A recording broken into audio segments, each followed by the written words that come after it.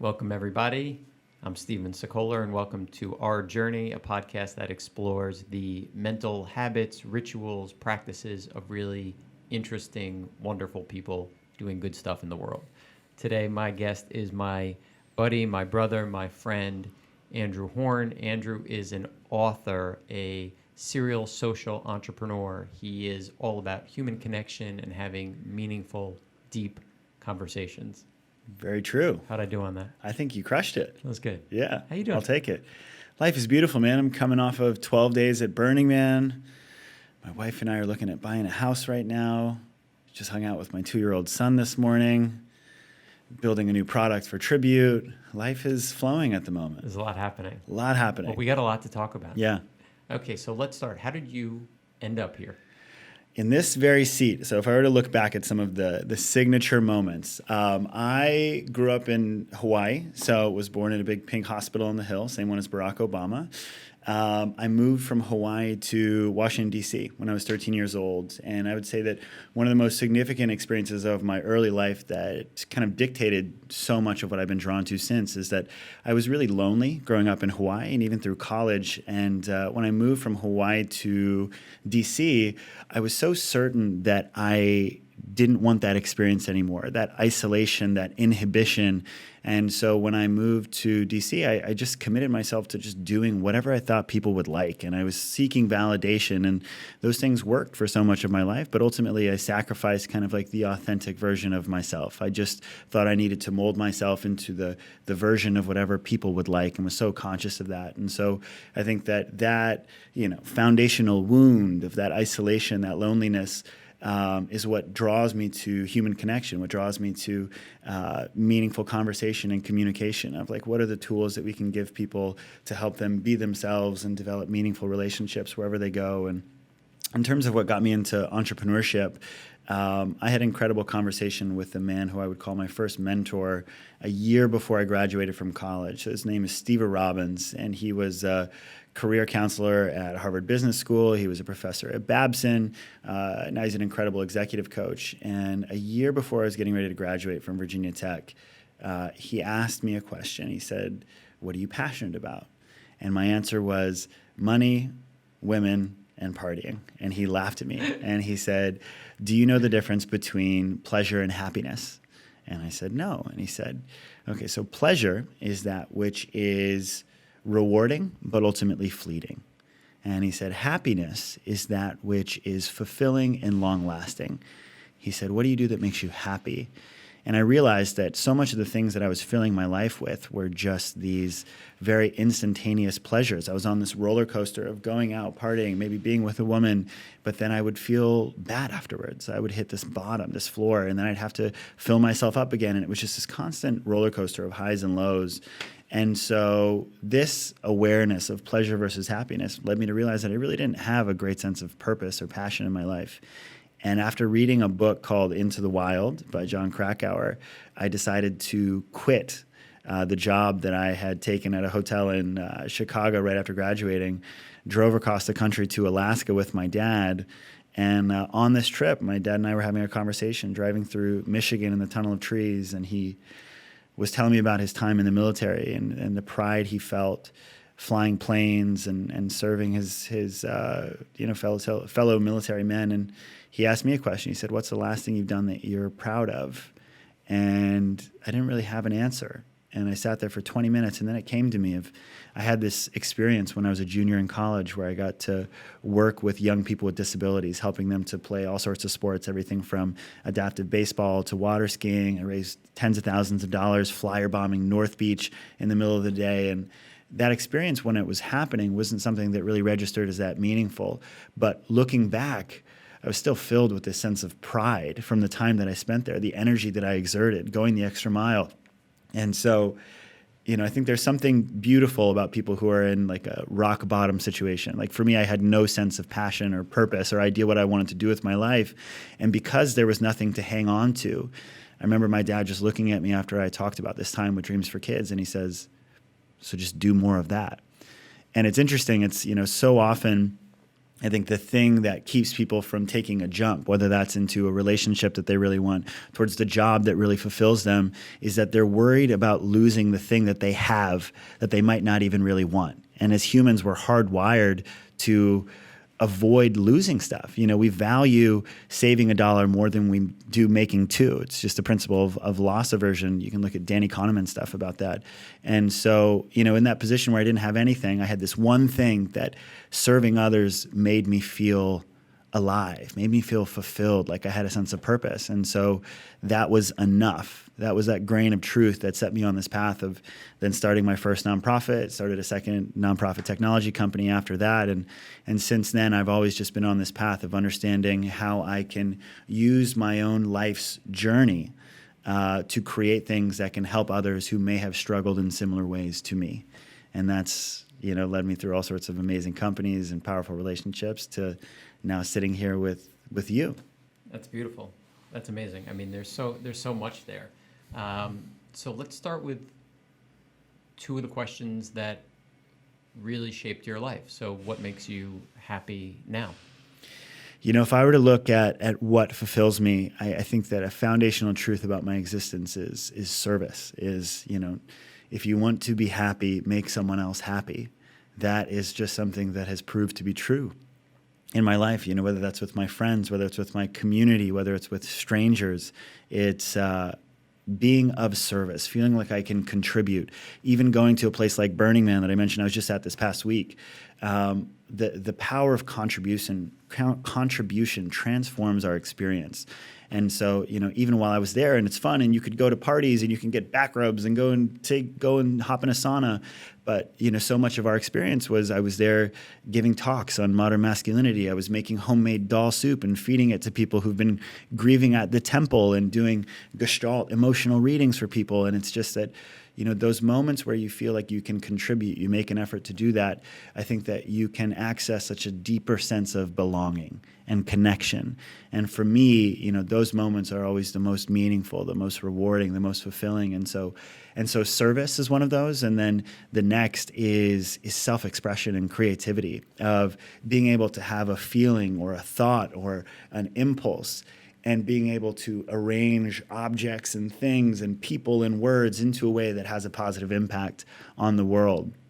And I think that so much of the joy of my life now is that, I find myself in a position where, I get to express myself creatively and arrange things in a way that can fundamentally be of service to others. So I get to exercise these two fundamental values of my being in a way that I really do feel is having an impact on people in the world that I care about.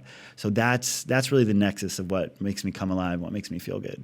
Amazing. So let's talk more about what you're up to now. So Junto, let's talk about that. Let's talk about the book that's coming out. Yeah, totally. So I'd say that I've chunked my life into these thirds. So I have Tribute, which you can talk about, Junto, which you just mentioned, and then the last third is basically my writing and speaking on Social Flow. And so the Junto is this platform that I created about 2 years ago that is essentially a not-so-secret club for the exploration of modern masculinity and personal transformation. And so about 3 years ago, I started studying this modality called Gestalt. And Gestalt is a therapeutic framework. It's also been turned into a communication tool that allows people to basically communicate with these three principles. And this is present moment awareness, so communicating basically about what's happening right now, no story of the past or prediction of what the future holds. It's about curiosity. So as I sit across from you looking in your eyes, I want to know what's going on with you, what you're excited about, how's your relationship going, what's emerging in me, what's this situation about, how do I want it to go? So curiosity and understanding it at the deepest level, and authenticity of just learning to become aware of our thoughts, emotions, and feelings, and learning to express them transparently, because so much of our insecurity and anxiety is actually the resistance that we put up to ourselves to just sharing what's real. And so how do we remove those barriers to do that? And so I started studying Gestalt, and then 2 years ago I connected to this organization called Everyman, and one of the founders, Dan Doty, and he introduced me to the power of all male containers and pointing these types of communication tools onto the emotional experience of providing space for men to be real and raw, to experience and express their emotions fully. And within 2 sessions in our men's group with 8 guys that I got together, it became so clear to me how powerful this space was. how transformative and how rare it was for men to have these opportunities. And so over the past 2 years, I've been formulating this rite of passage experience. So every month now in New York, LA, San Francisco, DC, we get groups of in between 17 and 20 guys together. And it's an opportunity for them to come and speak deeply, truthfully about what's going on for them. An opportunity to dig in, understand themselves at the deepest level, how they want to be of service, who they are, how to basically integrate their masculine identity into their human identity and really who they are, what they're here to do. And it's been a powerful place of just kind of giving men the tools to express their emotions so they don't suppress them and see those coming out in undesired ways, and an opportunity to just really come to grips with a deeper understanding of who they are. And so it's such a powerful thing. There's something called the identity model of change that says, as humans, we do the types of things that align with the type of person we think we are. And for so many guys, our masculine identity is this subconscious thing that has been curated by society, our relationship with our dad, by the media. And if we don't reconcile those things and say, well, what does it mean for me to be a man? And beyond being a man, what kind of person am I? What are my values? Who am I? Then we'll just subconsciously be directed by this identity without being in control of it. You know, Carl Jung would say, until we make the unconscious conscious, we will call it fate and it will direct our lives. And so this rite of passage is all about making the unconscious conscious, helping these guys come to grips with what's real for them right now, where they need help, what they need to do to feel fulfilled, to be of service in their communities.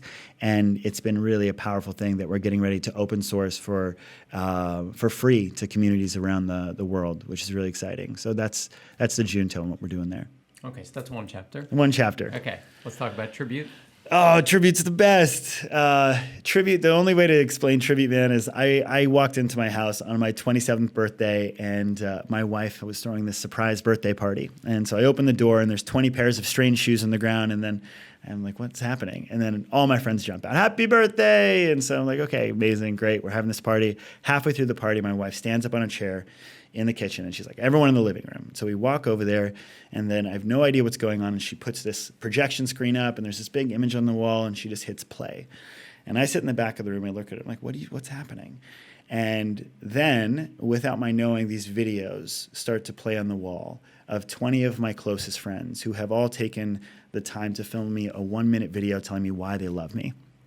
So the first video is my mom telling me how proud of me she is. The second is my dad saying the words, I love you, which he rarely says. The third is my friend Matt, who tells me that I'm his best friend for the first time. And I had felt that, never expressed it. And at this point, I just start bawling. I'm in the back of the room, just like letting it rip, like not holding back. And I just sat there for 20 minutes. And then at the end of this experience, the first thought I had was, wow, I just experienced my eulogy at 27. What a better time to experience your eulogy. And I look at my wife, Mickey, and I say, how did you do this? And she looks back and she doesn't hesitate. And she just says, well, it sucked. And I was like, what do you mean? And she's like, well, it was literally 15 hours of emailing people, getting files through Dropbox, through Drive, through text message, you name it. And then last but not least, she's editing everything together in iMovie. And I just, in that moment, I walked into our bedroom and I was like, this is the most meaningful gift I've ever received in my life. And I want to share it with the world. It shouldn't be this hard to create something so powerful.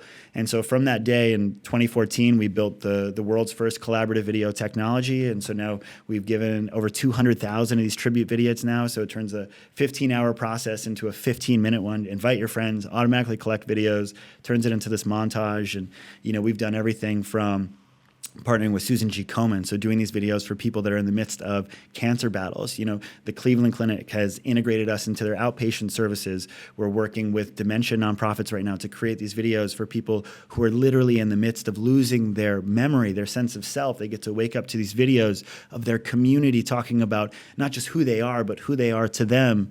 And so it's this powerful thing of, if you look at kind of the foundation of connection, one of the most fundamental things is appreciation. The number one reason that people leave their jobs is that they don't feel appreciated. That's a Gallup poll in 2014. But just Brené Brown talks about a meaningful relationship is one where people feel seen, heard, and valued, where they can give and take openly and they feel safe in the relationship. And so people have to feel seen and supported. And so often we don't share our appreciation because we're worried about how someone will receive it, if they'll say it back. And so we're just smashing down those borders and creating a place online where people are liberated to share the gratitude, the appreciation that they have inside. And so we've done that now with the group tribute, and we're getting ready to launch our second product, which is all focused on one-to-one tribute videos. It makes it much more accessible. So we've hit hundreds of thousands, and now it's time to scale up to millions. So we're stoked about that. Well, I probably should have said this when we talked about Junto, obviously, having gone on a Junto weekend with you, how powerful it was. With tribute, my family and friends put together one for my 40th birthday just a few months ago. Amazing. And it was amazing. You laugh, you cry. I mean, my mom was there, all types of friends from all over the world. And then we just did one for my colleague Andrew, who was our first hire here. Yeah, he was here for 3.5 years and then moved to Israel to live on a kibbutz, and we put one together. And incredible. It's just moving, right? It's fun, it's deep, it's so many things. And it's beautiful. You mentioned the one-on-one thing. For my anniversary with my new girlfriend I was telling you about, I surprised her with a trip to DC. She surprised me with this book that's called, it says Our Adventure Together, and it's basically a scrapbook of all the things from the time we met through now. And so those things, whether one-to-many or one-to-one, are so powerful. It's just it's thoughtfulness. I think that in a world where so much of our technology and convenience culture has brought us into a place of mindlessness, that when we take the time to be thoughtful about our experience with our words, with our gestures, with our physical gifts, that's the stuff that really makes us feel connected. That's the stuff that really matters. And so, when it comes to photo books, I just gave my wife our 8th album, and every single year I take all the best photos from the best moments of our year and I put them into an album and I give them to her. And one of the things that I always tell people that are in relationships is, like, one of the most beautiful things about those books is early in our relationship, when we were, maybe fighting a lot or going through challenging times, I would be able to grab, I get goosebumps talking about it. I would grab these books, and there would be 3 or 4 years of them, and I would put them on our bed. And it was just a reminder of the context of our love story, and that I know that this is real and this is intense right now, but this is happening within all of this. You know what I mean? This doesn't define our love. This does, this 4 years. And it was a really powerful perspective shift. So that's tribute and the Junto.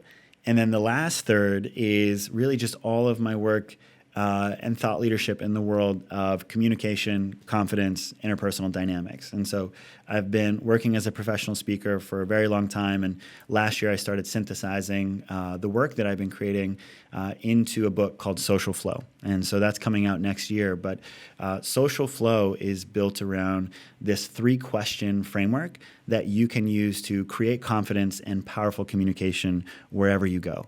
And so it's an actual habit that people can train themselves to do, so that they're literally doing something so consistently that they're carving new neural pathways. So anytime that they feel anxious, anytime that they feel shy, anytime they feel inhibited, they're able to come out of external validation seeking, which is, if you look at social anxiety, shyness, which 60% of people in America deal with, but something that we very rarely talk about, social anxiety is the fear of negative judgment. So social anxiety is the fear of negative judgment. It's worrying about how we'll be received or perceived. And so the antidote for social anxiety, for speaking powerfully, for feeling good, is grounding into our intrinsic internal motivation to be anywhere. So before I come in here, I can ask myself 3 questions. First question is, how do I want to feel? And there's a wonderful quote that says, when we put our attention onto our intention, we're more likely to create the experience we want. So when I come in here, I know that I want to be exuberant. I know that I want to be curious, that I want to be present. And so just by saying that, and I've grounded my mind into these ways of being, and I can ask myself a step deeper, well, what do I do when I'm exuberant? Well, I just I'm loose. I can just feel that. And so now I'm more able to drive my actions towards an outcome that is aligned with how I want to be. And the next one would be, what do I want to know? So when I come in here, I've been doing this so long that these questions are just ingrained, and I ask them, what's most exciting? What's challenging? What's happening in the relationship? But when we go deeper into our curiosity and we start to train it like a muscle and think about what are the 5 questions that most do my curiosity justice. Before I sit down with someone for 60 seconds to say, what do I most want to learn about this person? If you allow your curiosity to guide you, to become a compass, you transform the dynamic of any conversation. You're going to make your counterpart feel valued. You're going to be learning and growing, which is always a path to fulfillment. So right there, you've got how do I want to feel? What do I want to know? And then the last one is what's real and meaningful to me in this moment. And so this is about just understanding what are my thoughts and feelings, emotions that are there, and learning to just share them transparently. And there's an art to this, you know what I mean, of not just being an emotional dumpster and saying something that's mean or inappropriate, but what's real and meaningful, of just learning to get out of the way of any sort of filter that makes us try to not trust ourselves to share that. And so with those 3 things, you come back into a place of being so grounded in your internal motivation to be that you can go anywhere, feel good, and ultimately when we detach from that need to achieve an external perception or to receive that validation, we're much more likely to get that. We're much more likely to actually impact someone positively, but without all the effort and stress that goes into remembering tactics and tools and techniques. And so that's been a big part of my life too. That's beautiful. Yeah. How's the writing process been for you? Writing is, I love, there's a book called On Writing Well, and they say good writing is great editing. And I think that that's been very true for me of the process of writing for me is so powerful because I've always said that when I write, I do my experience justice. When I think about what I've experienced and what I took away from it, and I challenge myself to find the right words to experience it, which is so hard, I refine that experience. For me, it's a show of appreciation, of gratitude, and so I love that process of it. Of the observed experience is such a beautiful. It becomes there's so much more depth when you think about it at that level. So that's one of the reasons that I love it. And I've loved writing so much because now through Junto and through personal coaching, there's just so many anecdotes of the work in action of seeing how people transform as they're practicing these, and I get to write about those and integrate them into the book. So challenging, but absolutely one of the most rewarding things I can do, for Amazing. sure. There's so much here to talk about, but I want to go back to Hawaii in the 80s. You mentioned you were lonely. Did you recognize it as loneliness? What was the feeling like? Were you like, I'm lonely, or was it something's off? Tell me a little bit about that if you can.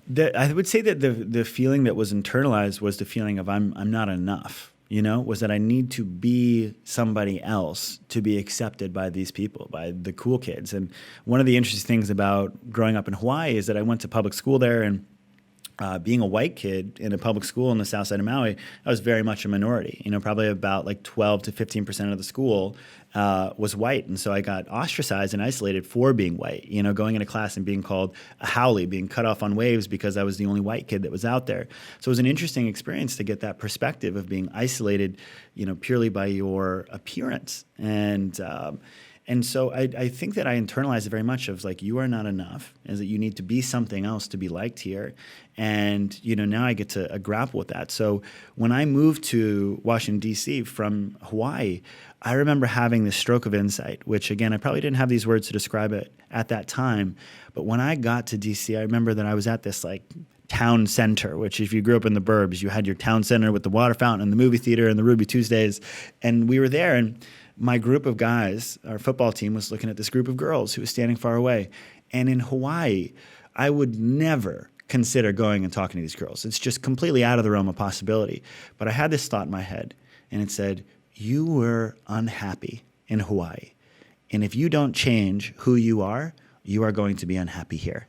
And so little me in that moment decides to walk up to these girls, and being a white kid in Hawaii, not cool. Being a kid from Hawaii in Washington, D.C., very cool. So now I was received by these girls, and then all the guys around me were like, oh, cool, this guy can talk to girls.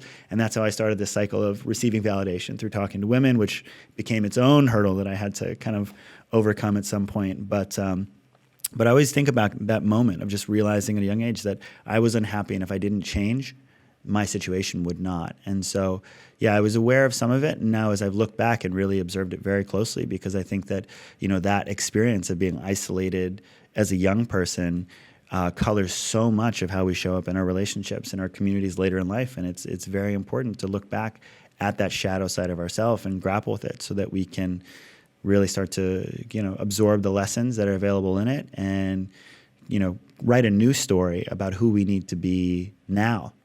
Yeah.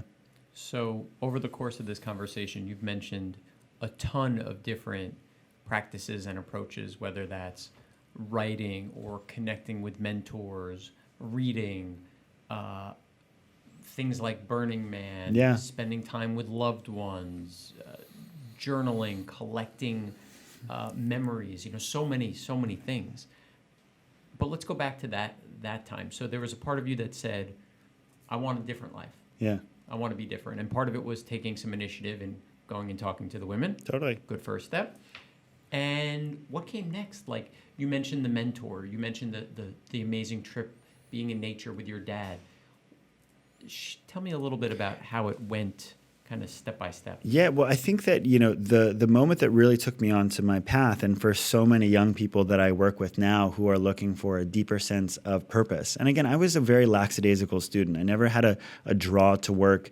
I had the capacity to do well in school. I remember having a guidance counselor, Bill Campbell, who said, he took me in his office and I had like a 2.0 at the time. And I get goosebumps talking about this. And he just looks at me and he says, Andrew, I know you can do this, but you're not. And if you're not going to try, I'm not going to try. And he gave up on me in that moment. And he told me that he was giving up on me. And it was just something that I always took with me of like, if I don't try here, why would they?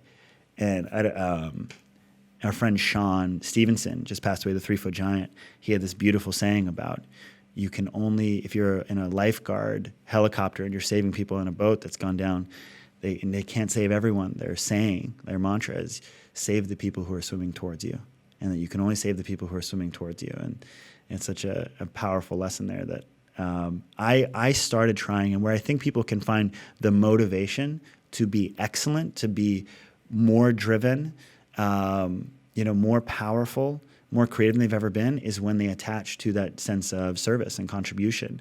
And so for people who want to start a company, who want to find more meaningful work, the most meaningful question you can ask yourself is, how do I want to help people?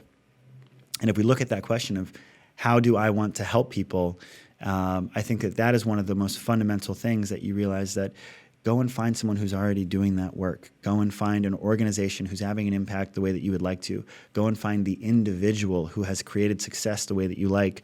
And rather than thinking you need to do it on your own, go and attach yourself to someone or an organization that you respect and offer your support. Simply by offering your support, you're going to gain access to meaningful work. You're going to be able to build relationships much more quickly with people who, if you just want to go and pick their brain and have coffee, they're probably going to say like, no. But if you say, I really admire what you're doing, I'd love to support, see how I can be, supportive in any future projects, they might actually do that. So I think that question, understanding how you want to help people and aligning yourself with people that are already having an impact in that way, is one of the most important things that I did to really accelerate my path of purpose and creation in the world, and one of the most tangible that anyone can do. Awesome. Yeah. Andrew, always a pleasure, brother. My brother. Thank you. I also say that Stephen and I met on a plane to Israel, and we ended up talking for like 4 hours in the middle of the night when this happened. So it's so cool to watch the whole transformation of your life, and no more gel in your hair, looking all nice and tan and relaxed. And very happy. No, I'm really proud of you, man. It's amazing to watch what you're building. So thanks for having me on. I remember one thing you said on that flight. You said that there was, and I'll probably butcher it so you can correct it, there was like a Native American ritual where when two people see each other, they just spend 5 minutes sort of being in the present without speaking. Yeah. Something to that effect, no, it's right? And that stayed with me for now, it's been 5-6 years since that trip. Yeah, it's just allowing yourself to go a little bit deeper. It's the Eskimos in Alaska is basically what they would do, is that when they see each other, they would allow, and this is why they give like their nose kisses, not because it's too cold, but that they would just allow each other to connect, look into each other's eyes, and to allow their energies to connect with one another, like in a place beyond words, before they would actually start talking. And so, and I feel that connection with you, brother. So I love you. Cheers, man. Love you Thanks, too. bud. Yeah, buddy. Bye, guys. We'll be back soon.